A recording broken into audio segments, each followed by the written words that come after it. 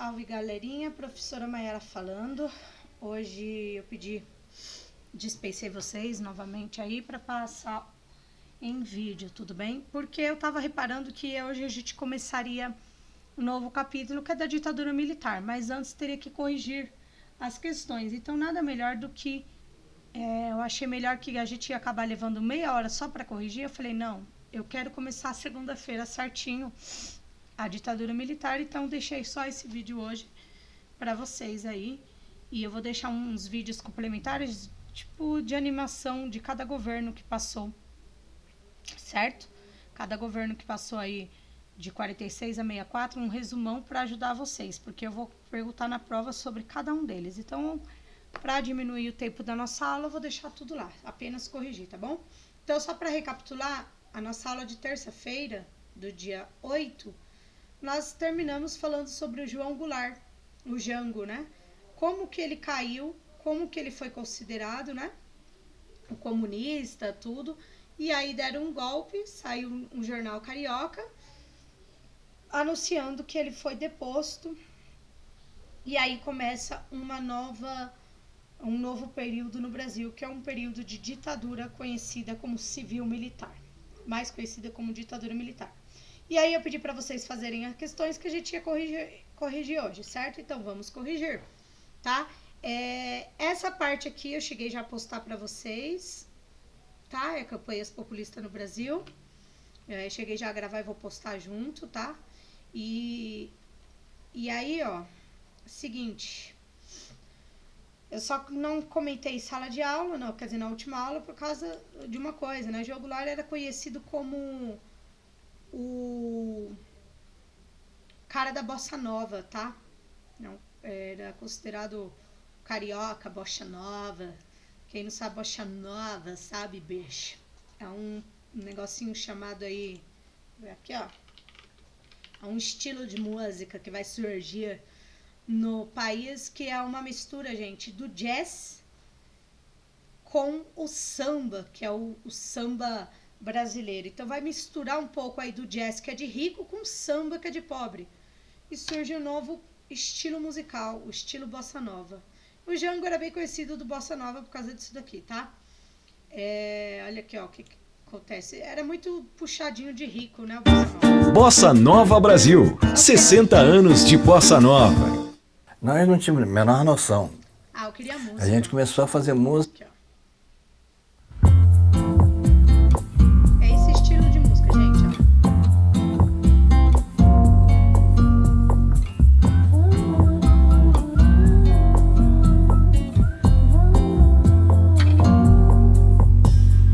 Olha que coisa mais linda, mais cheia de graça.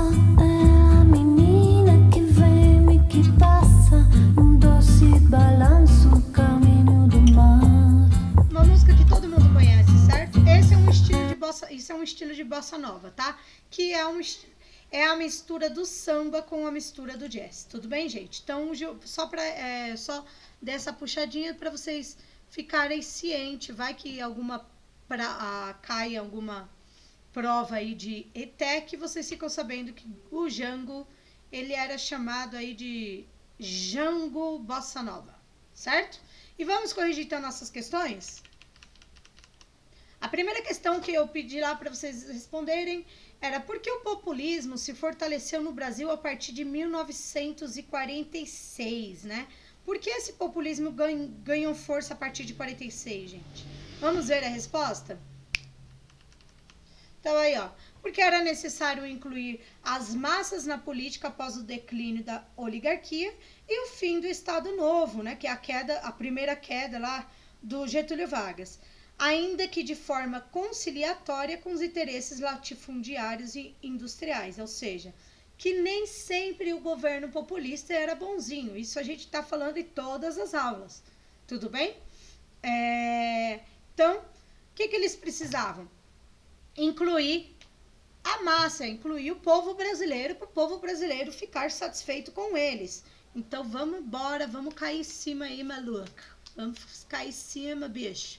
Para não ficar maluco aí e perder essas honrarias.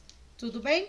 Então, mais uma vez, porque era necessário incluir as massas políticas após o declínio das oligarquias e o fim do Estado Novo, ainda que de forma conciliatória com os interesses latifundiários e industriais, beleza?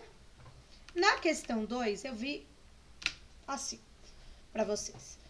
Por que pode-se afirmar que os governos tão diferentes como o de Vargas, JK e Jânio Quadros eram populistas? E aí vocês deveriam me responder a partir desta questão que porque eles se utilizavam amplamente da propaganda, todos eles eram considerados populistas porque utilizavam a propaganda e apresentavam uma política superpartidária e personalista, pautada na figura do presidente. Eles também se apresentavam como defensores da população e, ao menos inicialmente, tinham amplo interesse no apoio popular.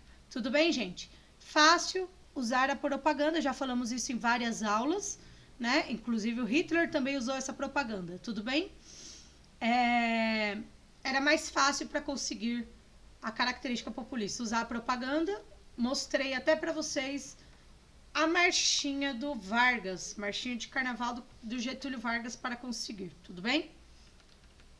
Na 3, por que é possível perceber a influência da Guerra Fria no Brasil entre 46 e 64? Vinha letras, renúncia de Jânio Quadros, que causou uma crise política no Brasil, no repúdio da sociedade às reformas de base, foi esse daí, tá? No apoio de indústrias e a política econômica de Getúlio Vargas, D, um rompimento das relações econômicas entre JK e Estados Unidos, e no enfraquecimento da influência política da igreja nesse período. Essas eram as alternativas e a alternativa correta dessa era B, no repúdio de parte das sociedades à reforma de base. Né? Essa era uma das influências da Guerra Fria que teve aqui no Brasil de 46 a 64, beleza? E no último vocês tiveram aí o de olho na prova.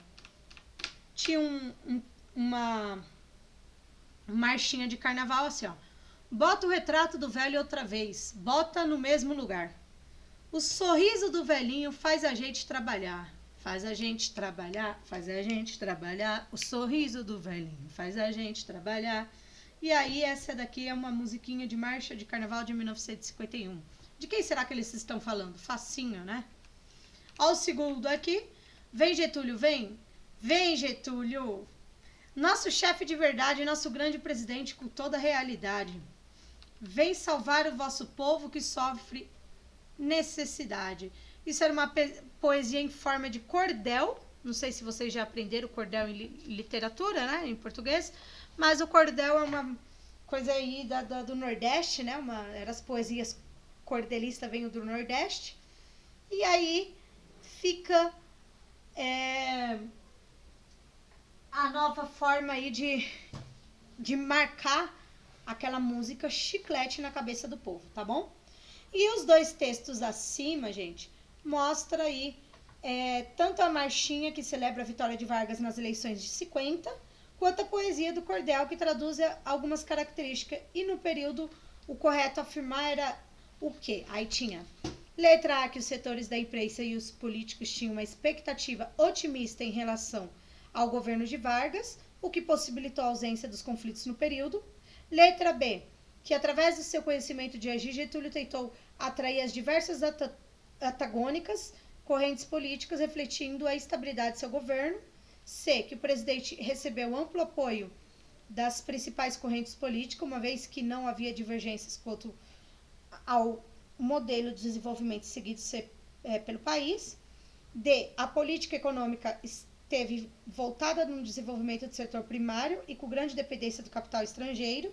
E letra E, que procurou conquistar o apoio das massas populares a reforçar a política trabalhista através do Ministério do Trabalho e da gestão do ministro João Goulart. Sendo essa, quem respondeu a letra E acertou. Ele procurou conquistar o apoio de massas populares, fácil, né? Vamos ganhar o povo, e reforçar a política trabalhista. Então ele sabia, ele tinha noção que o povo queria emprego. Então vamos falar que a gente vai reforçar a política trabalhista através do que eu mesmo criei, que era a carteira de trabalho. Tudo bem? Então, essa daí foi a questão da letra do de olho na prova, tudo bem? E por fim, eu pedi para vocês fazer lá o mapa mental, que era esse daqui, complementar. Então, o populismo no Brasil teve a maior expressividade com quem? João Goulart, Jânio Quadros, JK, e quem é esse daqui? Quem respondeu Getúlio Vargas, acertou, né? Que ele era o economista nacionalista e criou a Petrobras. O JK, ele tinha uma política desenvolvimentista, que teve o marco de abertura de capital estrangeiro, e a outra era o quê? Muito fácil, gerando grande endividamento. O que causou a queda do Juscelino Kubitschek, gente? O que ele fez aqui que foi tão pesado que deu dívida para o Brasil? Se você respondeu construção de Brasília, você acertou. Beleza? O Jânio Quadros, ele promoveu medidas moralizadoras, né? Ele fazia com a moralidade, bem conservador. E ele estabeleceu relações comerciais com um país aí que causou desespero para a oposição. Foi o que fez Jânio Quadros ficar só de janeiro a agosto do mesmo ano. O que seria esse? Quem respondeu China acertou. Beleza? E por último aqui, João Goulart. João Goulart, ele propôs as reformas de base e que sofreram oposição. E aí, sofreu oposição de duas pessoas. Uma dos militares e a outra de quem? Né? Essa daqui, que vocês vão responder agora, foi o que promoveu a marcha da família com Deus pela liberdade. Facinho essa daqui, se você respondeu a sociedade civil. Então, a sociedade ficou contra João Goulart, porque estavam criando a ideia lá do comunismo ser os bichos papão. E falavam que ele era comunista, certo? E aí a dos militares. Porque os militares foram lá e articularam uma coisinha. Que coisinha era essa? Quem respondeu o golpe de Estado acertou.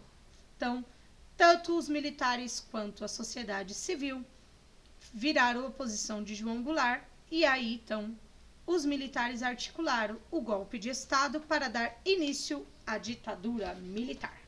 E essa daí, ao que encerrava o nosso capítulo, correção das atividades. Tudo bem? Eu já vou encerrando rápido, porque eu vou jogar os vídeos falando um pouquinho de cada um desses camaradas do populismo brasileiro. Tudo bem, gente? Para facilitar para vocês, porque a prova vai cair sobre cada um deles. Tá bom? Beijo, bom final de semana para vocês e até segunda-feira.